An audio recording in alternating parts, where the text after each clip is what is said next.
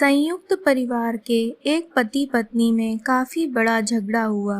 यह झगड़ा उन छोटे मोटे झगड़ों से ज़्यादा गंभीर था जो हर पति पत्नी में सामान्यतः होता है, क्योंकि इस झगड़े में एक दूसरे की आलोचना करते करते बात इतनी बिगड़ गई थी कि पति पत्नी एक दूसरे से अब तलाक मांगने तक बातें करने लगे थे।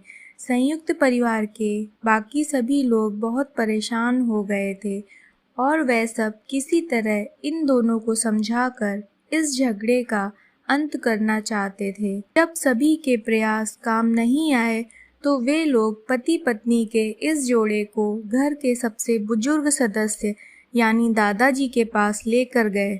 जब दोनों पति पत्नी दादाजी के कमरे में प्रवेश किए तो दादाजी ने उन दोनों को बैठने के लिए कहा और फिर पूछा कि बताओ तुम्हारी समस्या क्या है।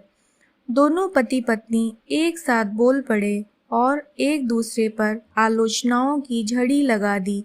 जितनी कमियां पत्नी अपने पति में गिना रही थी, उससे ज़्यादा कमियां पति भी अपनी पत्नी में गिना रहा था और कई मिनटों तक यह सिलसिला चलता रहा। दादाजी ने भी इन दोनों को नहीं रोका और इनको अपना अपना गुस्सा एक दूसरे पर उतारने दिया। आखिर में जब दोनों एक दूसरे की बुराइयां करके थक गए और शांत हो गए, तब दादाजी ने उन दोनों से कहा, अब दोनों एक दूसरे की कुछ अच्छाइयां बताओ। जब अच्छाई बताने का समय आया तब दोनों ही पति और पत्नी एकदम से चुप हो गए। शायद गुस्से में उन्हें कुछ याद नहीं आ रहा था या फिर गुस्से की वजह से ही वह एक दूसरे की अच्छाइयाँ बताना नहीं चाहते थे। दादाजी ने भी यह बात महसूस कर ली थी। थोड़ी देर तक जब कोई भी नहीं बोला तब दादाजी ने कहा, अच्छा ठीक है, यह लो पेपर और पेन और एक दूसरे की अच्छाइयाँ इसमें लिखो। पति पत्नी दोनों ने ही पेपर और पेन लिया और एक दूसरे से काफ़ी दूर जाकर बैठ गए। थोड़ी देर तक न पति ने कुछ लिखा और न पत्नी ने। फिर पति ने पेपर में कुछ लिखना शुरू किया। उसे देखकर पत्नी ने भी अपने पेपर में लिखना शुरू कर दिया। ऐसा लग रहा था जैसे दोनों एक दूसरे से कंपटीशन कर रहे हों। काफ़ी समय तक दोनों ने पेपर में लिखा और जब पेपर लिखावट से भर गया तब दोनों ही अपना अपना पेपर लेकर दादाजी के पास उन्हें देने के लिए गए।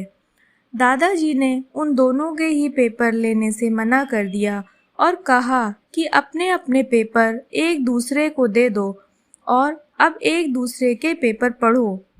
पति ने पत्नी को और पत्नी ने पति को अपना पेपर दे दिया। वे एक दूसरे के पेपर पढ़ने लगे। थोड़ी देर बाद पति और पत्नी दोनों के ही आंखों में आंसू थे। पेपर में अपने बारे में लिखी अच्छाइयाँ पढ़कर पत्नी तो फूट फूट के रोने लगी। पत्नी को रोता देख पति उसे चुप कराने के लिए दौड़ पड़ा और माफ़ी मांगते हुए उसे मनाने लगा। पत्नी ने भी पति से माफ़ी मांगी और माहौल ऐसा हो गया जैसे कभी कोई झगड़ा हुआ ही नहीं था। दोस्तों, कमियां और खूबियां जगत के हर इंसान में होती हैं। अब ये हमारे ऊपर होता है कि हम कमियां देखकर अपने जीवन को नर्क बना लें या खूबियां देखकर अपने जीवन को स्वर्ग बना दें।